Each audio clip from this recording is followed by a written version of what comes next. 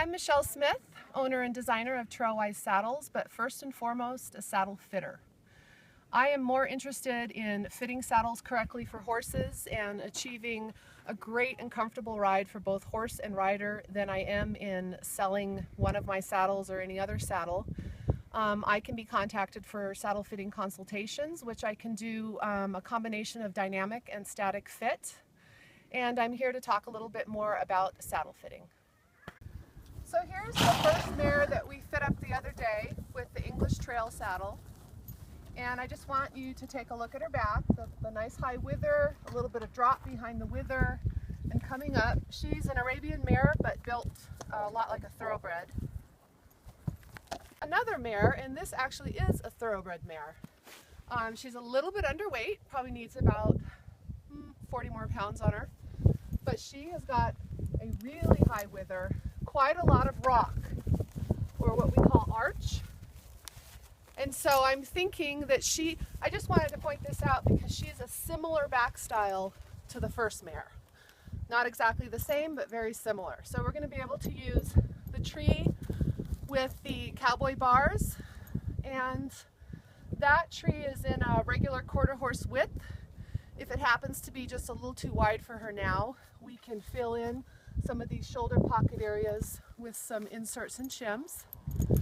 And then as she gains weight, we can adjust that to accommodate those changes in her back. So here's the underneath side of a Trailwise saddle. These are the adjustable saddle liners. They have pockets where we can put wool felt inserts. They come on and off via hook and loop or Velcro. And what I'm going to do to start off right now, to do kind of a quick static fit on this thoroughbred mare that we just saw, is I'm going to go ahead and put my little wither tracing device right into this front area of the tree, because I just want to get a general idea of the width of this mare versus the width of this tree. And this tree is a regular quarter horse width, which means it's 6.5 inches in the gullet, and it's got the cowboy bars, which means it has a little bit more rock to it than the flat bars. Alright, so now we're going to put the saddle onto this dancing mare here. And when I'm first doing a saddle fitting, obviously I do this without a saddle pad because I'm really wanting to see what is going on.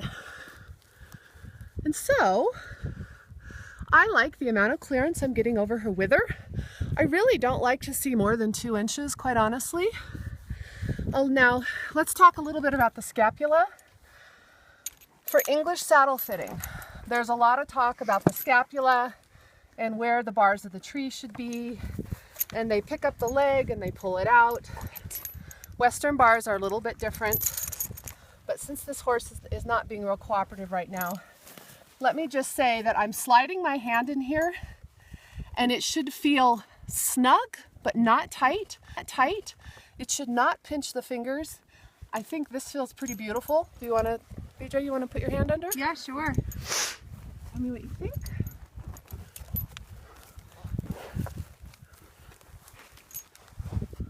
Yep, it feels nice. So then the next thing I want to do, oh stop it, you naughty girl, is I take my hand and I want to slide under. Now, there's a little bit of space right here, but let's talk about that a little bit. Often I like to have a little bit of space in the middle so that the horse is able to bring up its back when it's moving. So this is the difference between dynamic or static fit and dynamic. Generally round their backs when in movement. It's nice to fit your saddle just with a little bit of room right in this middle section so that they can bring that back up. If your horse continually goes around hollow all the time, or has lordosis or a sway back due to aging, then obviously it's going to be more important to fill this area up a little bit more. I like the amount of clearance I'm getting in the back here. I will press down to mimic the rider's weight, and I'm still getting clearance. Once we put the pad on, I think we're going to be fine here, but we can always put one more insert in there if we feel like we want a little bit more. And actually I might just go ahead and do that. Wait it. So here's the Advantage pad. It's a wool felted pad. It's got a nice contour. It's got wear leathers with billet strap holders to keep the saddle in place. And it's got this nice sheepskin wither relief area, which also helps to keep the saddle in place. Really important when you're looking at your pad before you put it on to make sure there's nothing under it that's going to rub on your horse or cause discomfort. It doesn't matter what pad you use. This is a pad that I designed and my saddle maker makes for me, and I really like it. The most important point is to realize that the saddle pad is a huge part of the saddle fitting equation. And you need to think a lot about the type of saddle pad you're using. Here's the saddle on. And one of the things you want to look at once you get saddled up is you want to make sure the flat part of the seat is parallel to the ground. Or if you were to put a level here, that it would line up and be level. What you don't want to see is the saddle slipping too far forward or too far back. This saddle looks pretty nice and level to me. She's not totally squared up or standing on perfectly level ground, but to my eye that looks like a good fit in terms of where the seat is. With all Trailwise saddles, you can adjust where the rigging goes, and basically what you're looking for on your girth groove is right where the belly muscle starts to flare out is normally where the girth wants to be.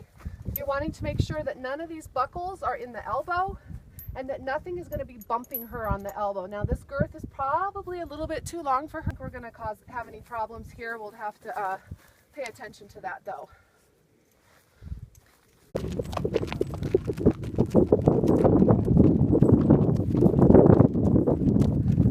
So BJ,